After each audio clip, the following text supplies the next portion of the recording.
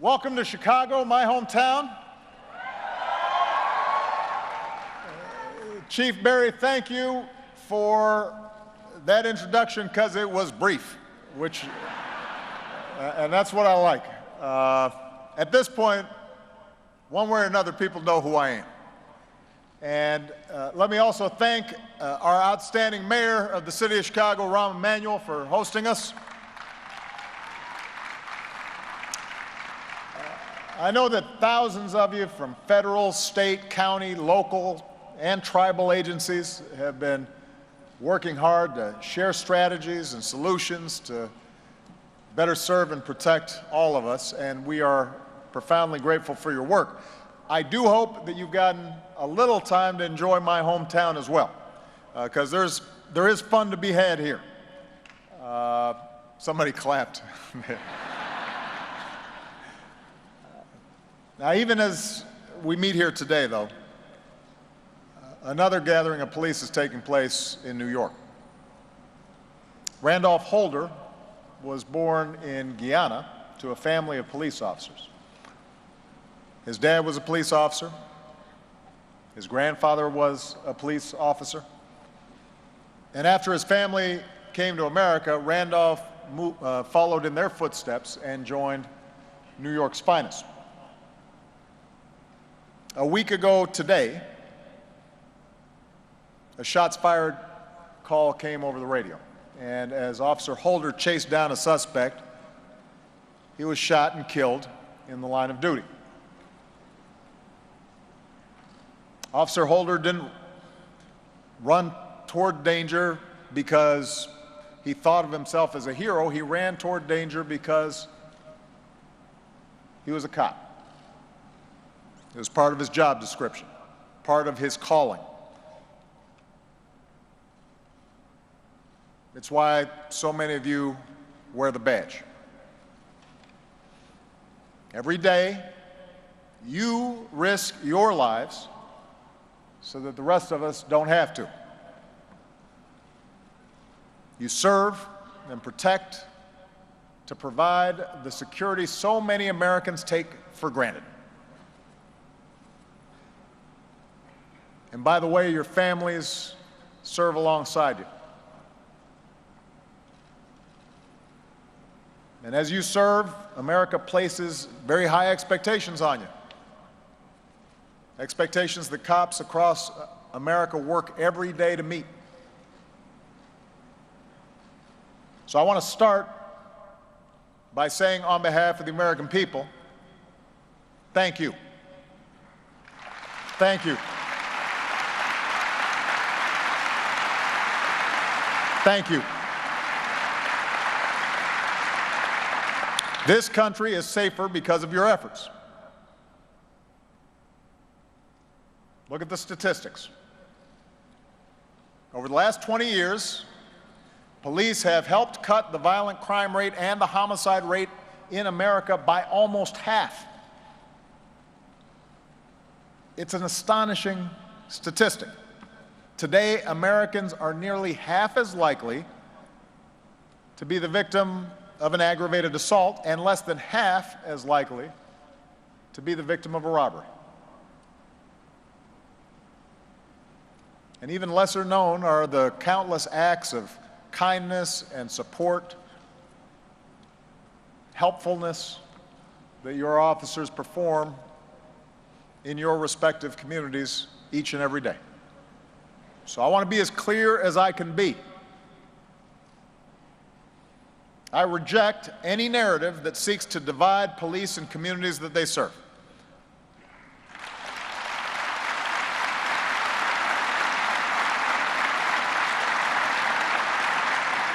I reject a storyline that says, when it comes to public safety, there's an us and a them. A narrative that too often gets served up to us by news stations seeking ratings or tweets seeking retweets or political candidates seeking some attention. I know that's shocking that political candidates do that. Because your work and your service really has helped make America safer than it's been in decades. And that's something for which every American should be proud. Now, that doesn't mean that things are perfect. It doesn't mean that we shouldn't have a serious and robust debate over fairness in law enforcement, over our broader criminal justice system when it comes particularly to communities of color. I was just talking to Chief Berry before I came out, and I know that there was an outstanding discussion with the NAACP. I've talked to enough chiefs and beat cops around the country to know you care about these issues. You want to do the right thing. And I know there are a few people that are more invested in declining crime rates than minority communities that so often have historically been under-policed. They want more police presence in many of these communities, not less. And that's why I'm confident that in this debate, people of goodwill can and should find common ground. And many of you have shown that there are actions, specific actions we can take that will make a difference in moving us in that direction. Now, first, we do need to get some facts established. So far, the data shows that overall violent crime rates across the nation appear to be nearly as low as they were last year, and significantly lower than they were in previous decades. It is true that in some cities, including here in my hometown of Chicago, gun violence and homicides have spiked. And in some cases, they've spiked significantly. But the fact is that so far, at least across the nation, the data shows that we are still enjoying historically low rates of violent crime. Moreover, over the past few years, the number of police officers shot and killed in the line of duty has fallen to their lowest levels in decades. In fact, 2013 saw the fewest cops shot and killed in the line of duty since 1887. Of course, each victim of crime is one too many. Each fallen police officer is one too many.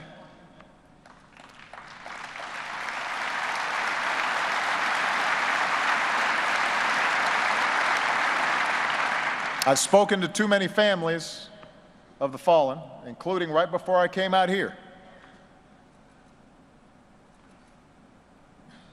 to not fully appreciate the pain and the hardship, the fear that so many families go through because police officers are putting themselves in the line of fire. Moreover, because the spike in violent crime in a number of predominantly urban minority communities is real and deeply troubling, and I want to make it very clear, this is not something that I just think of as being academic. I live on the south side of Chicago, so my house is pretty close to some places where shootings take place. Because that's real, we've got to get on top of it before it becomes an accelerating trend. And that's why I've asked my outstanding Attorney General, Loretta Lynch, a former prosecutor, to work aggressively with law enforcement and prosecutors and leaders in these communities to find out exactly why is this happening, and then target resources where they will have an impact.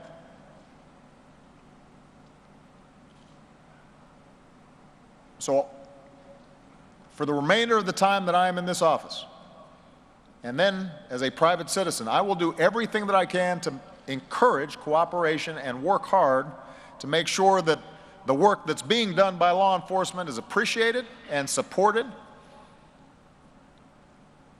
and that we maintain this incredible progress that we've made in terms of reducing crime. But in order for us to do that, we do have to stick with the facts. What we can't do is cherry-pick data or use anecdotal evidence to drive policy or to feed political agendas. If we stick with the facts and we maintain effective coordination across federal, state, and local agencies, then we're going to continue the hard-fought progress that you and so many law enforcement officers have made over the past 2 decades, that saves lives and keeps families intact. Now, it's to maintain this progress that I've spent a lot of time this year with people of all backgrounds working to reform our criminal justice system, to think about how can we make it work better. I visited a prison in Oklahoma, met with inmates and corrections officers. I just last week visited a community in West Virginia and met with recovering substance abusers and those working on new solutions for treatment and rehabilitation. I've met with rank-and-file officers in the Oval Office, met with police chiefs in the White House, met with chiefs and rank-and-file officers in Camden, New Jersey, paid tribute to those who've fallen in the line of duty, and listened to families talk about what they're looking for in terms of support. And as I said in my State of the Union address this year, I am convinced that progress comes together when we work together. And we work together best when we're willing to understand one another. When instead of having debates over talk radio, we stop and listen to each other so that we can empathize with the father who fears his son can't walk home without being mistaken for a criminal. And when we sympathize with the wife who can't rest until her husband walks through the front door at the end of his shift. Those of us in positions of power have an obligation to give you what you need to do your jobs even better and to facilitate the conversations and reforms required to move us all forward. So today,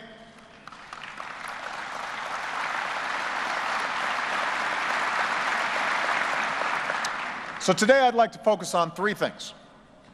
Obviously, I don't have time to touch on every aspect of these issues. I'm sure you've already heard a lot of speeches today and yesterday. But I want to focus on 3 things that I think are really important. First, making sure you've got the resources you need to get the job done.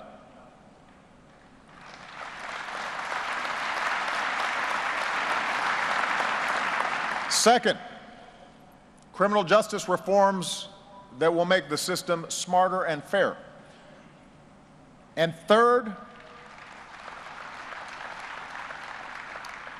reducing the risks your officers face in the field with common sense gun safety reforms.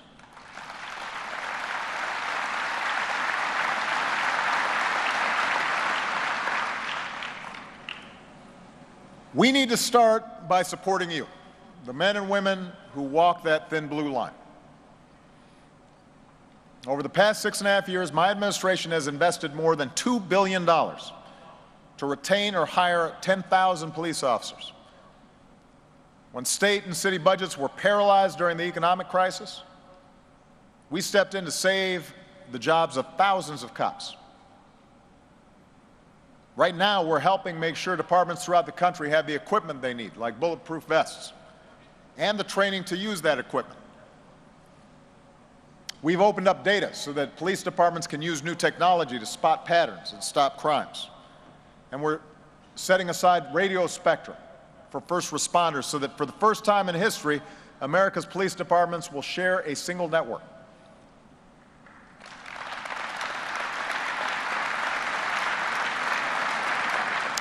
We're creating a nationwide blue alert system and launching anti-ambush training programs to help keep officers safe. Now, Vice President Joe Biden, a lifelong friend of law enforcement, has an expression he likes to offer. He's got an expression for everything. Show me your budget, and I'll tell you what you value. Well, I tell you what. In my budget proposal, I've asked Congress to increase funding for the COPS program so that we can hire even more police officers and make sure you have the training and equipment you need. That's what I value. It's in my budget. And I'll be honest with you, in the past, some Republicans in Congress have tried to cut funding for the COPS program to zero. And I've argued that's wrong. It won't make us safer. It's time more folks in Washington started valuing our cops, not just giving lip service to it. Now, the good news is the COPS program and other programs that your departments rely on to do your jobs may get some relief from the harmful spending cuts that Congress imposed a couple of years ago, because last night, Democrats and Republicans in Congress came together around a long-term budget agreement. I'm pretty happy about that, because it reflects our values, growing the economy and the middle class by investing in the things like education and job training that are needed, and it keeps us safe by investing in our national security. It's paid for responsibly, in part with a measure to make sure hedge funds and private equity firms pay what they owe in taxes, just like everybody else. It's the right thing to do. And it's an actual bipartisan compromise, which hasn't been happening in Washington a lot lately. Locks in 2 years of funding for budgets that finally free us from this cycle of shutdown threats and last-minute patchwork fixes. It allows us to plan for the future, and as a consequence, will allow your departments to plan for the future. So that's good news for everybody. It's a step forward. And I hope both parties come together to pass this agreement without delay. They've got a few days to do it. And then I hope Congress gets right to work on spending bills to invest in America's priorities, and that they don't get sidetracked by ideological provisions that have no place in America's budget process. Now,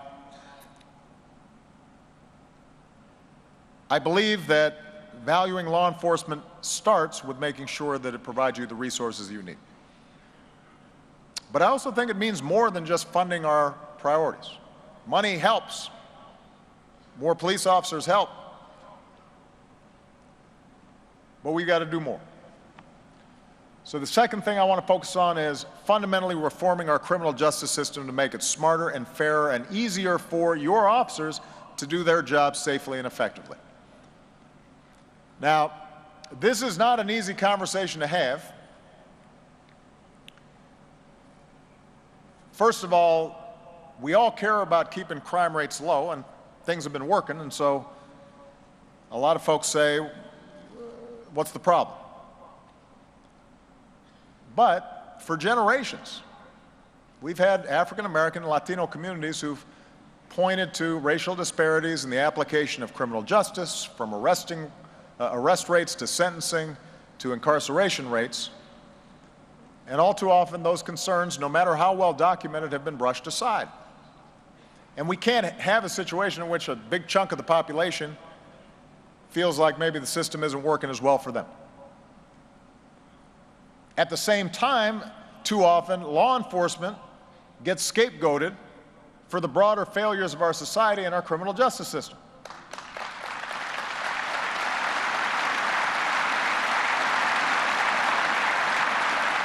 And I know you do your jobs with distinction no matter the challenges you face. That's part of wearing a badge.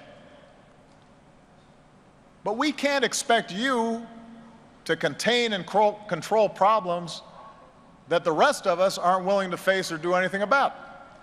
Problems ranging from substandard education to a shortage of jobs and opportunity, an absence of drug treatment programs, and laws that result in it being easier in too many neighborhoods for a young person to purchase a gun than a book. So, if we're serious about protecting our communities and supporting our police departments, then let's invest in more opportunity, and let's try to stop more crime before it starts. Let's go after the racial disparities at the root. One study found that every dollar we invest in pre-K, in universal pre-K, early childhood education, we save at least twice that down the road in reduced crime.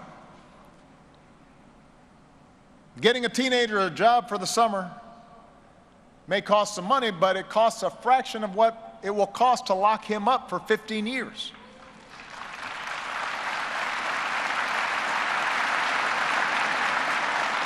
It's not enough to tell our young people that crime doesn't pay if they have no prospects at all. We've got to make sure they grow up knowing that hard work and responsibility pay off and that they've got other paths available to them. For those who do break the law, we do have to take a hard look at whether, in all circumstances, punishment fits the crime. Now, I want to be clear about this. Right now, America is home to less than 5% of the world's population, but about 25% of its prisoners. Now, plenty of them belong there. I don't have sympathy for dangerous, violent offenders. I don't have sympathy for folks who are preying on children. I've got 2 daughters. I care about making sure these streets are safe. So you know, this is not some bleeding heart attitude here. Violence is real in this city and around the country. And I've seen firsthand the devastation the drug trade has wrought on individual lives and entire communities. And I believe that those who peddle drugs need to be punished. I don't think decriminalization is some panacea.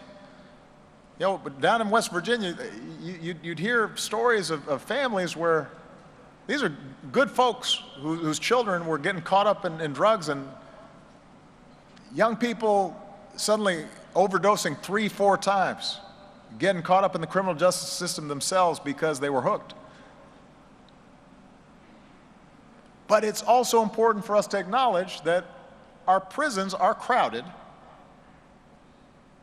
with not only hardcore violent offenders, but also some nonviolent offenders serving very long sentences for drug crimes at taxpayer expense. And it's important to acknowledge that having millions of Black and Latino men in the criminal justice system without any ability for most of them to find a job after release, and most of them will eventually be released, that's not a sustainable situation. It is possible for us to come up with strategies that effectively reduce the damage of the drug trade without relying solely on incarceration.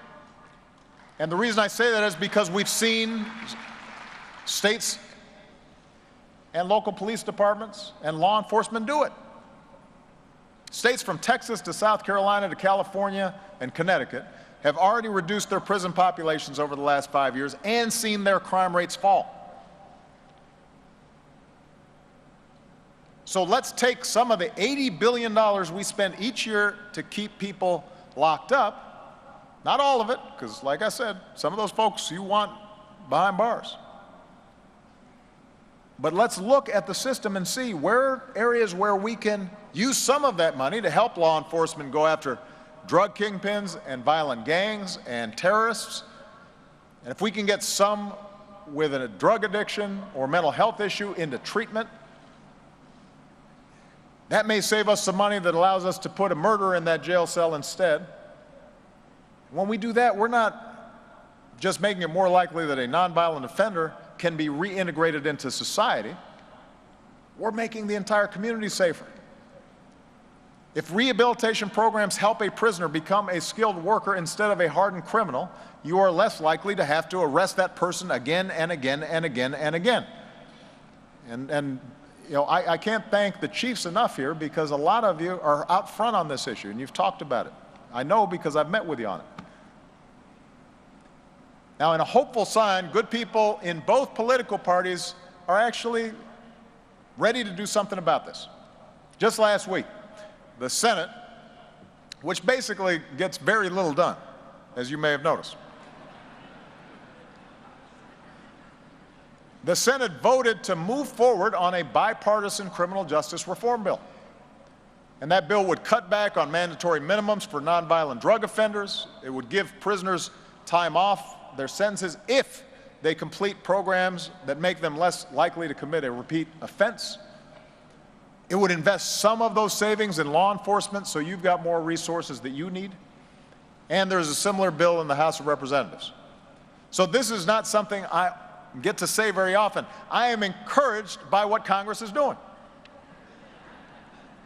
I hope they get a bill to my desk so that I can sign it, and together we can work to keep reducing America's crime rate and its incarceration rate at the same time.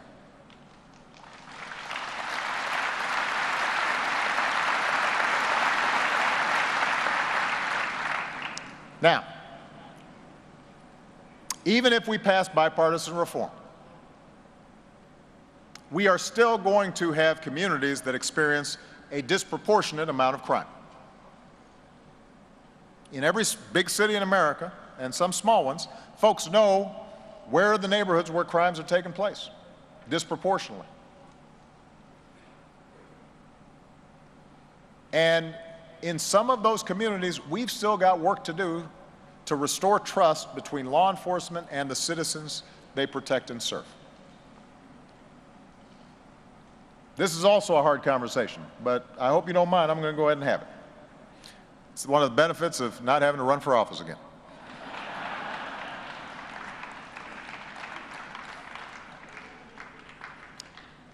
I'm sure if you polled this room, people would have different takes on what happened in places like Ferguson and New York. And let's face it, the media tends to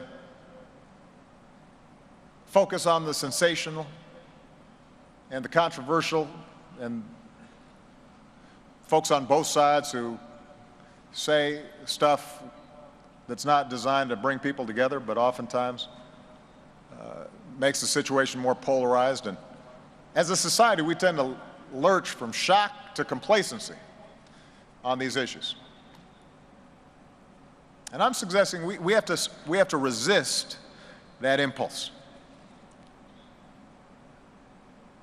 With today's technology, if just one of your officers does something irresponsible, the whole world knows about it moments later. And the countless incidents of effective police work rarely make it on the evening news. So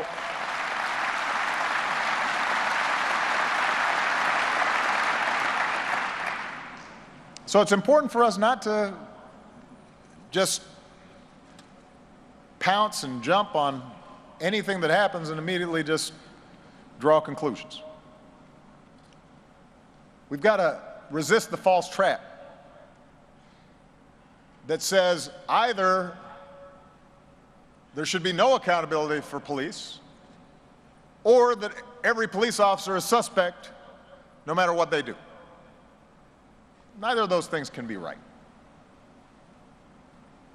It's on all of us to let investigations uncover facts, to make sure that stories of misconduct aren't spread before we know the facts, and that they're not the only stories that we share.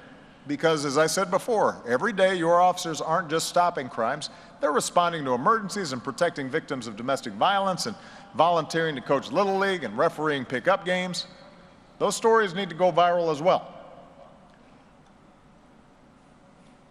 But you know as well as I do that the tensions in some communities, the feeling that law enforcement isn't always applied fairly, those sentiments don't just come out of nowhere. I mean, there's a long history here in this country. It's not something that any individual person here is responsible for, but we all have a responsibility to do something about it because it's part of our legacy. You know, I was at an event last week with LA's police chief, Charlie Beck, and we were asked about this issue of tensions and the feeling in minority communities that sometimes law enforcement isn't applied fairly. And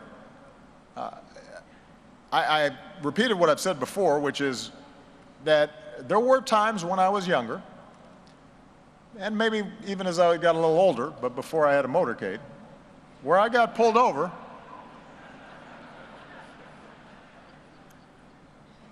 and I confessed. I told Chief Beck, most of the time I got a ticket, I deserved it. I knew why I was pulled over. But there were times where I didn't. And as a report that came out just this week reminded us, there are a lot of African Americans, not just me, who have that same kind of story of being pulled over or frisked or something. And the data shows that this is not an aberration.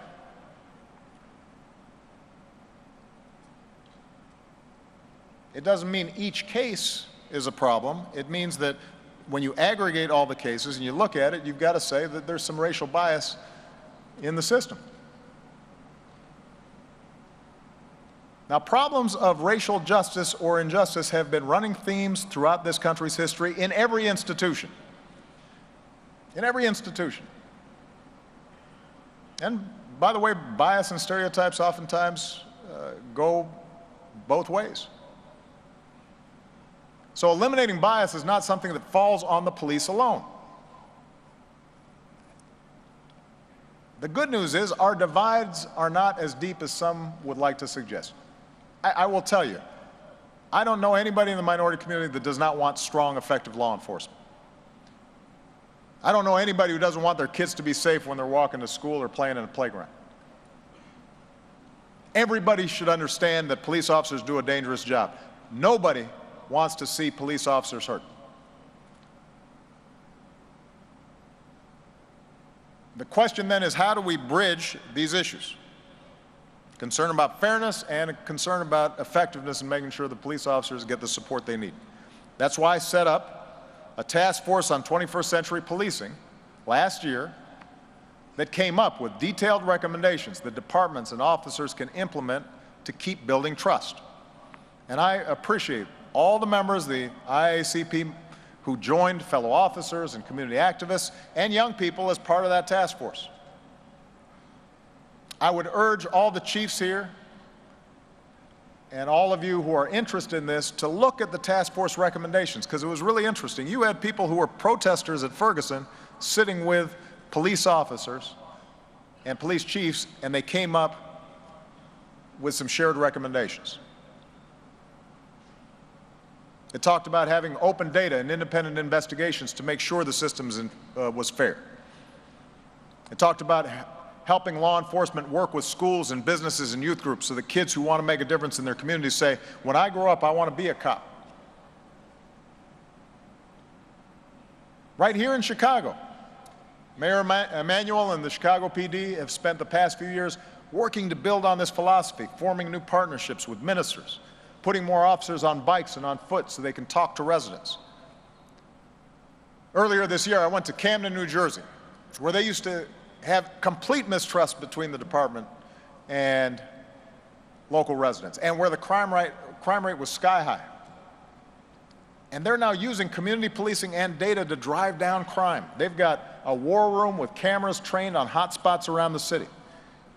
And they've got software that lets community residents direct those cameras on where drug dealers or gangs are congregating. And that way, local residents feel that they're not just being spied on, they're partners with the police.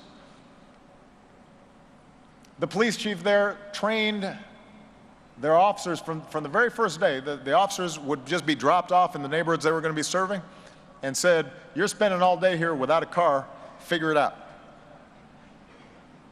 Which meant that if they even just wanted to go to the restroom, they'd have to get to know the local business. And they started meeting parents and communities. And that way because they knew the communities they were serving, they were able to distinguish between the drug dealer and the good kid, even if both of them were wearing a hoodie. The police even bought 2 ice cream trucks with drug forfeiture money, and in the summer drove them into some neighborhoods where gangs had taken over. and drug dealers were peddling on the streets and otherwise the street was empty, they drove those ice cream trucks, planted them there, and had police officers giving out free ice cream. And suddenly the community started coming out and the drug dealers started fading away. All of a sudden the street corners where criminals were dealing drugs had police officers dishing out free chocolate chip. But in all of these efforts, the goal was to get the community involved before a crime takes place, to build trust before a crisis erupts. And officers then feel more welcome to their communities, citizens are more likely to cooperate with the police, and that makes us all safer. Now, look, I'm not naive. I'm not suggesting that any of this is easy. A lot of times it means more resources for police departments because it's more labor intensive. If you want that kind of community policing, then you got to have enough police to be able to do that, because it takes time to do more than just respond to a call.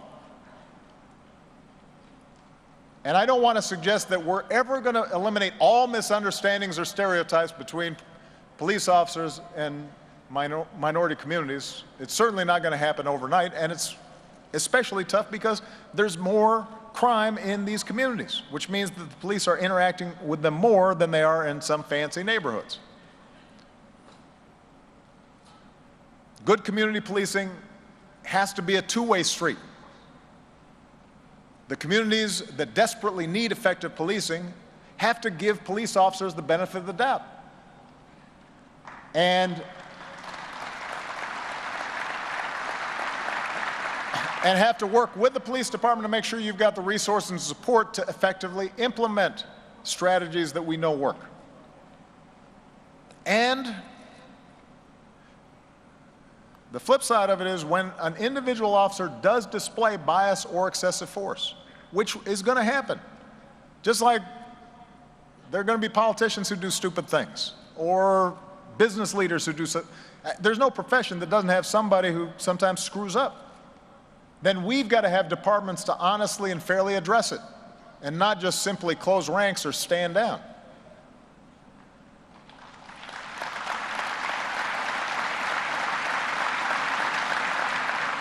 So none of this is easy, but it can be done, and it has to be done, because I refuse to believe that the only choice we have is to either ignore circumstances of racial bias or make it impossible for police officers to do their job. That can't be the choice that we've got. We've got to reject that false choice.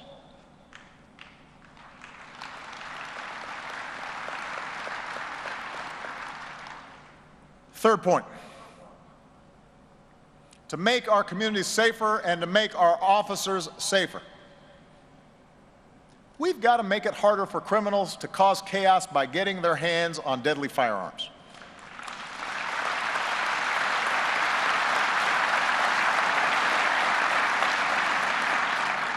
Police officers see the toll that gun violence takes on our communities. Not just when there's a mass shooting, but every single day. If you go to the south side of Chicago or the west side of Chicago and you walk around neighborhoods that now have big problems with violent crime and homicide, and you talk to the folks who've lived there for a long time and they ask you what's changed, some of it they'll talk about in terms of, well, there used to be more jobs here. People could go over to the factory even if they didn't have a great education, could make a decent living. Households were more intact. But a lot of what they'll say is, you know, it used to be if a kid or a group of kids was misbehaving, adults could say something to them, and now folks don't, because you don't know if they're armed. You don't know if they're armed. So police officers don't have the luxury of seeing this issue in black and white terms. You know exactly why someone all too often should want to own a gun. It's a powerful instrument. It helps you do a dangerous job. It's something that has to be used with care. Many of you, like millions of law-abiding Americans, are sportsmen or hunters, or you've got a firearm in your home for protection, but you also know the fact is that it's too easy for criminals to buy guns, and that makes your already dangerous job far more dangerous than it should be. And it makes the communities so fearful that it's harder for them to be a good partner with you, because the streets become abandoned and parents start not being as involved in monitoring what's taking place. You have a risk of being shot. It's risky enough responding to a domestic violence call or a burglary in progress without having to wonder if the suspect is armed to the teeth, maybe has better weapons than you do. And the fact is that in states with high gun ownership, police officers are 3 times more likely to be murdered than in states with low gun ownership. That is a fact. So you know that more guns on the streets do not make you or your community safer.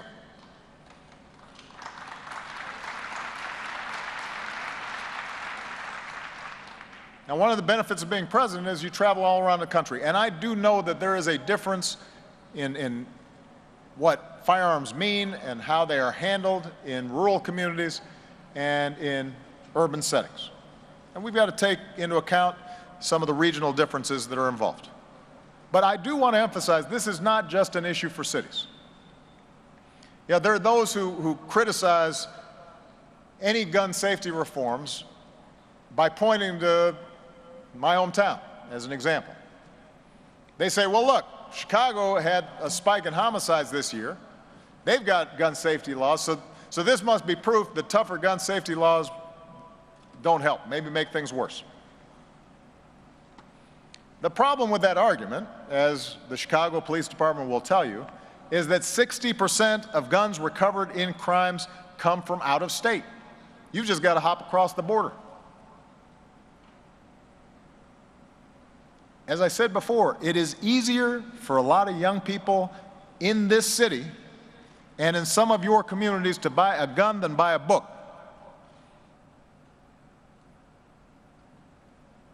It is easier in some communities to find a gun than it is to find some fresh vegetables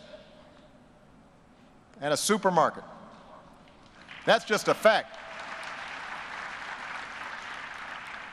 And that's why the IACP and the overwhelming majority of the American people, Democrat and Republican, believe we should require national criminal background checks for anybody who wants to purchase a gun.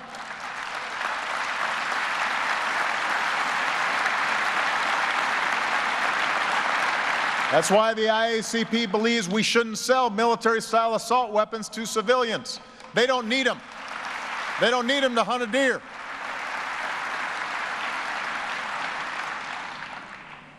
Here, it's just a simple proposition. Cops should not be out-armed by the criminals that they're pursuing.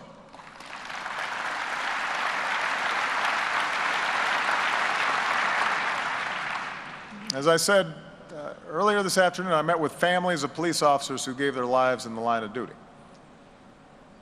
And I met with families of children here in Chicago who were taken from us by gun violence. And I do this too often, meeting with grieving families. I'm proud to be able to express to them that the entire country cares about them. And that they're in our thoughts and prayers, and that we're sorry for their loss. But I have to tell you, and I know some of you have heard my frustration in the past here, when I meet with these families, I can't honestly tell them that our country has done everything we could to keep this from happening again, from seeing another officer shot down, from seeing another innocent bystander suffer from a gunshot wound. And that's a travesty. 32 cops have been shot and killed this year. At least a dozen children have been shot and killed this month. About 400,000 Americans have been shot and killed by guns since 9/11. 400,000. Just to give you a sense of perspective, since 9/11, fewer than 100 Americans have been murdered by terrorists on American soil. 400,000 have been killed by gun violence. That's like losing the entire population of Cleveland or Minneapolis over the past 14 years. And I refuse to accept the notion that we couldn't have prevented some of those murders, some of those suicides, kept more families whole, protected more officers if we had passed some common sense laws. So, look, I understand we won't all agree on this issue. But it's time to be honest. Fewer gun safety laws don't mean more freedom. They mean more danger. Certainly, more danger to police, more fallen officers, more grieving families, more Americans terrified that they or their loved ones could be next. So I'm going to keep calling on the folks in Congress to change the way that they think about gun safety. And if they don't, I'm going to keep on calling on Americans to change the folks in Congress until they get it right.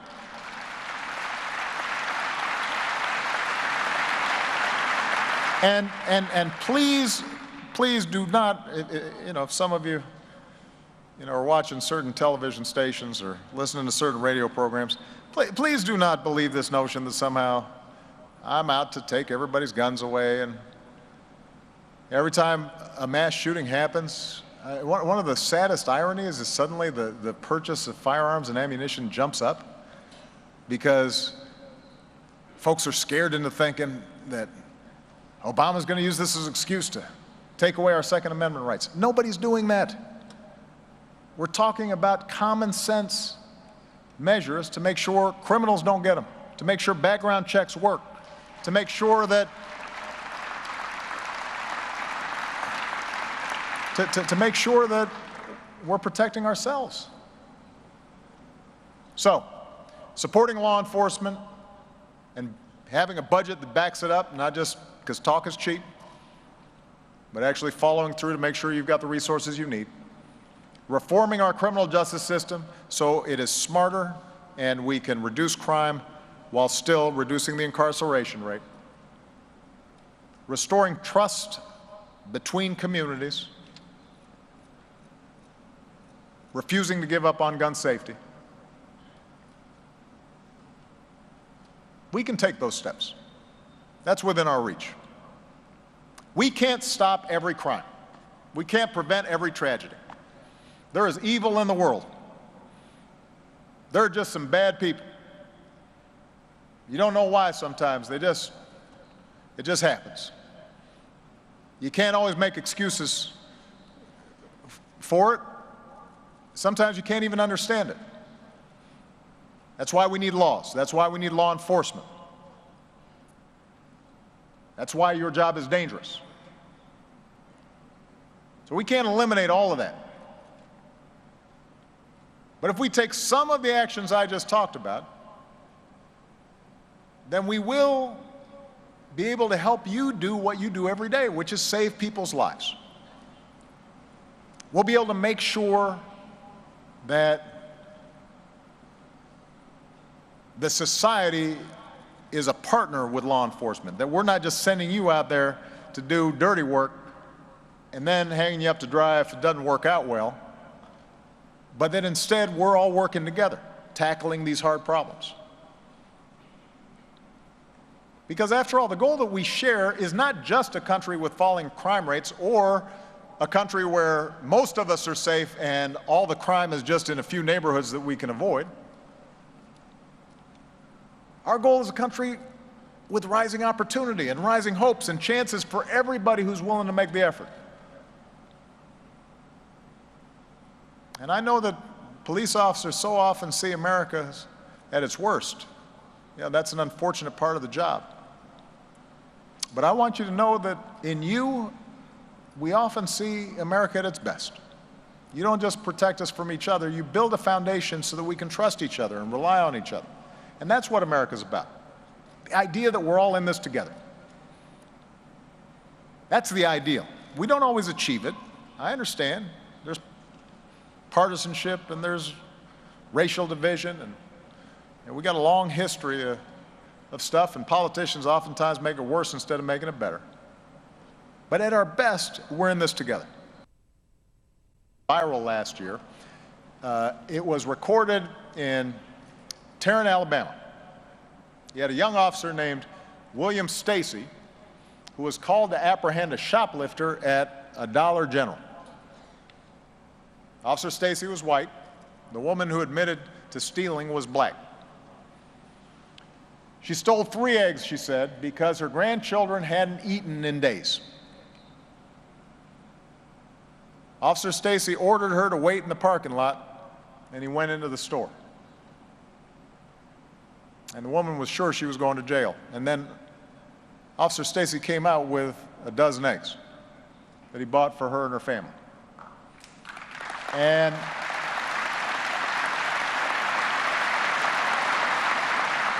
that's not just a testament to Officer Stacy, because when the video of the encounter went viral, folks across the country began calling the Tarrant Police Department asking how they could help too.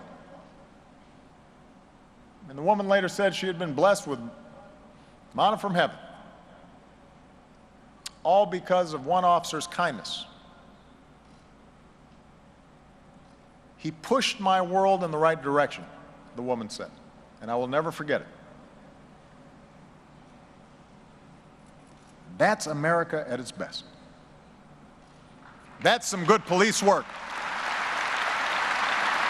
That's what so many of you represent. I thank you for the work you do. I thank you for your fellow officers. Let's keep pushing our world in the right direction towards fairness and justice and safety. May God protect our cops. May God bless the United States of America. Thank you. Thank you. I'm the leading state sponsor of terrorism.